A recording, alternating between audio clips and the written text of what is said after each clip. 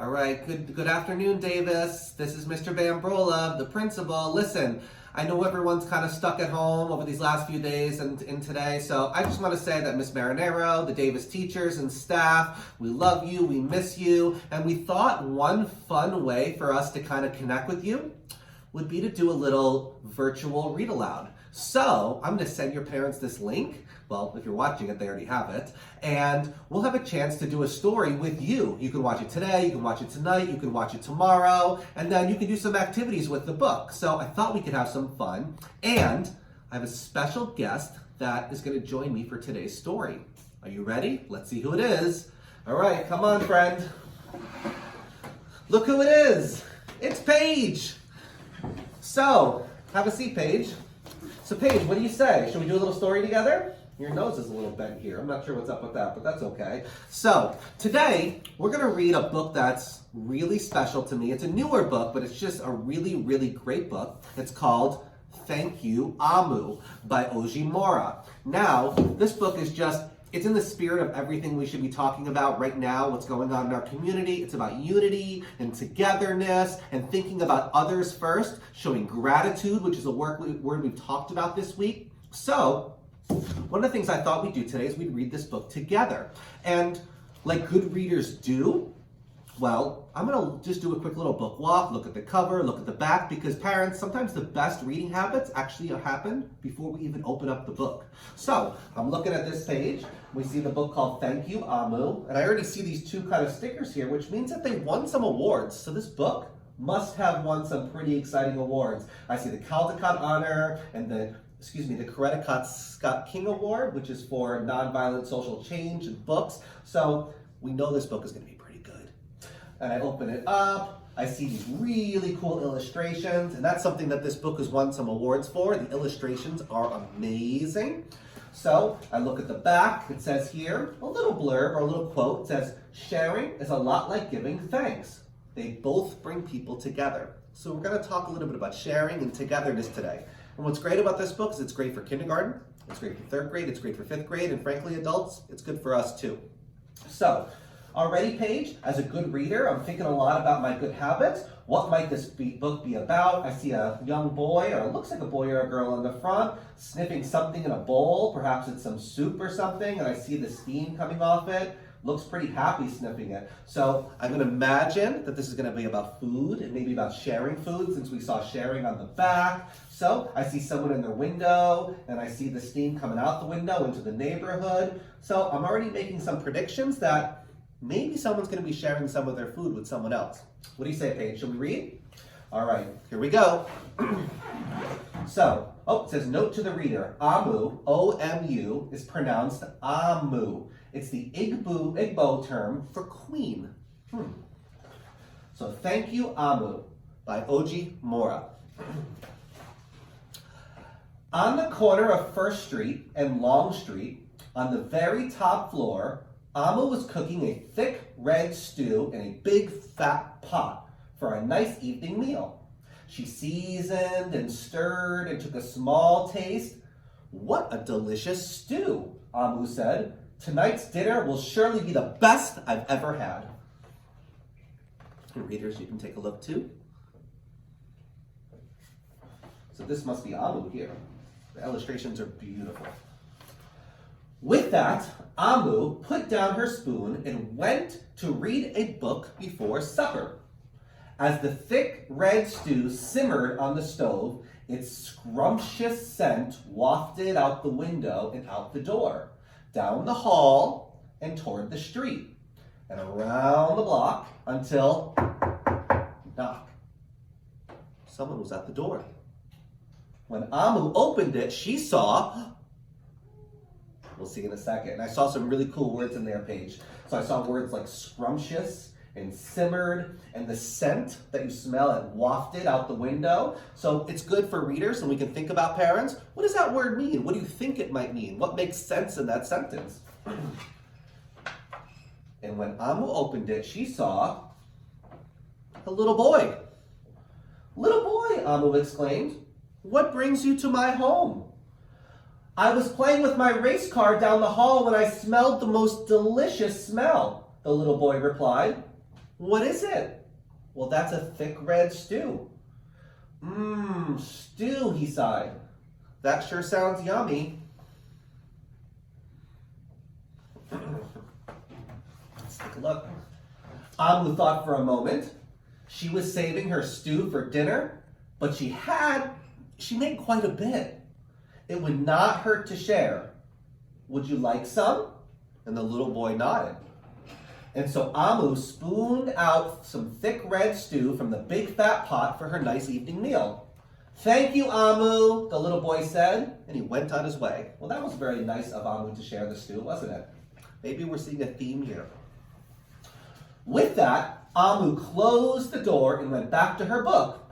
And as she read, her thick red stew's scrumptious scent, again, it wafted out the window and out the door, down the hall, towards the street, and around the block until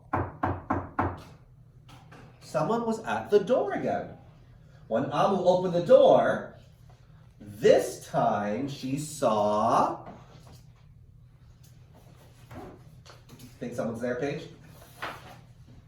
A police officer. Miss Police Officer, Aloud exclaimed, what brings you to my home? I was on duty down the street when I smelled the most delicious smell, Miss Police Officer replied. What is it? It's a thick red stew. Ah, stew, she said, and her mouth watered. That sounds mighty tasty. So let's see. Aloud thought for a moment. There was still enough to share. Would you like some? The police officer nodded. Once again, Aloud spooned out some thick red stew from the big fat pot for her nice evening meal. Thank you, Aloud, the officer said, and went on her way. I would say Aloud was very generous. This might be a good chance, parents, to say, what kind of person is Aloud? And we'll think of those descriptive words besides being nice. Let's get past nice and go a little deeper. And so for the second time, Aloud closed the door, went back to her book. Sure enough, as she read, her thick red stew's scrumptious scent wafted out the window and out the door and down the hall and towards the street and around the block until, again, someone was at Aloud's door. This time, when she opened it, she saw, let's see, a hot dog vendor. Wonder what a vendor is. That might be something to talk about. Mr. Hot Dog Vendor, Aloud exclaimed, what brings you to my home? I was selling my hot dogs down the block when I smelled the most delicious smell, Mr. Hot Dog Vendor replied. What is it? It's my thick red stew. Oh, stew. The vendor licked his lips. That sounds quite delectable. I wonder if delectable is a good thing. What do you think, Paige?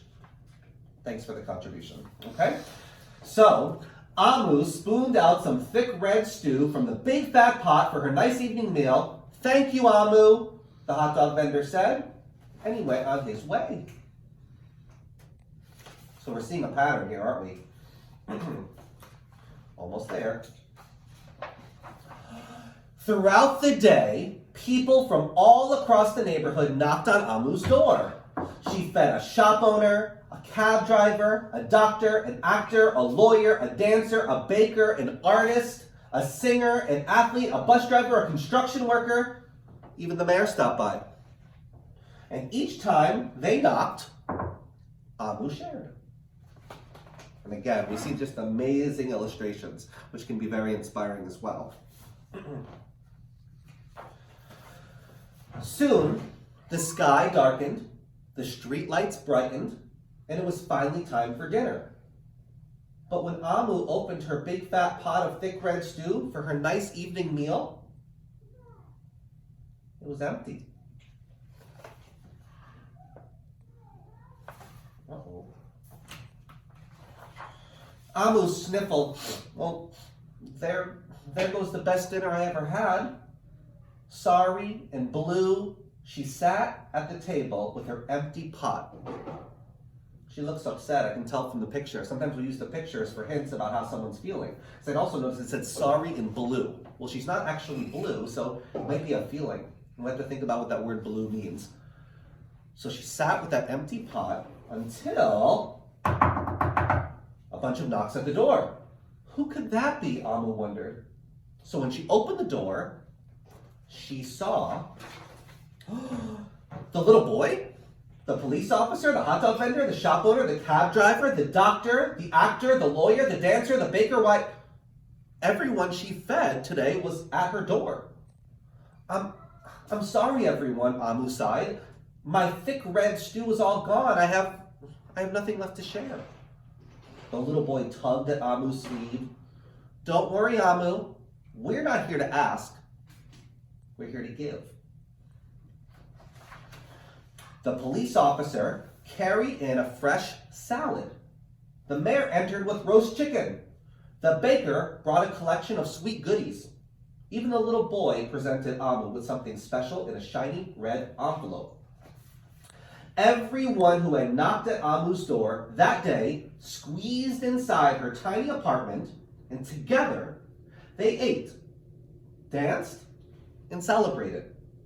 While Amu's big fat pot of thick red stew was empty, her heart was full of happiness and love.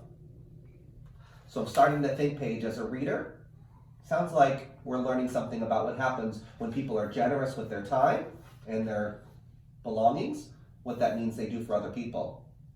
And that dinner was the best she ever had. Thank you, Amu, in that card from that boy. I love this book. So, readers, I know you're doing a lot of reading when you're home this week. So think about the messages that you have in books. I wrote down a few things that you could do with this book too with your parents. One of them I was reading about online. You could do what's called a gratitude jar. Parents, you guys could get a jar at home, decorate it, and then every time someone does something nice for you, your family, or your kid, you could put a little note in there, and sometimes when it fills up and you need to feel good about yourself, you can read about it and read all the things that people have done nice for you. And you could think, what could I do nice back for those other people too? You could write your own story if you want. Kindergartners, you can just draw it. Older students, 3rd, 4th, 5th grade, maybe write your own story of someone doing something nice for you and you doing something nice for them perhaps. You want to get some math in there? How about some cooking? So if you're making dinner today or tomorrow, cook. There's so much math in cooking. So there's lots of activities here. And parents, since I'm sending this video out to you, I'll include some activity ideas. That way you can think of some fun things to do so you're not just doing some of the packets we sent you, but you can think of some fun things to do with your books, because we always want to extend our read-alouds. Well, with that said, we're going to pause here, Paige. What do you say? Should we say bye to our dolphins?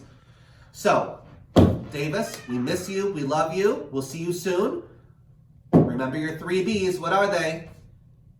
Be respectful, be responsible, be safe this week. We'll see you soon. Bye.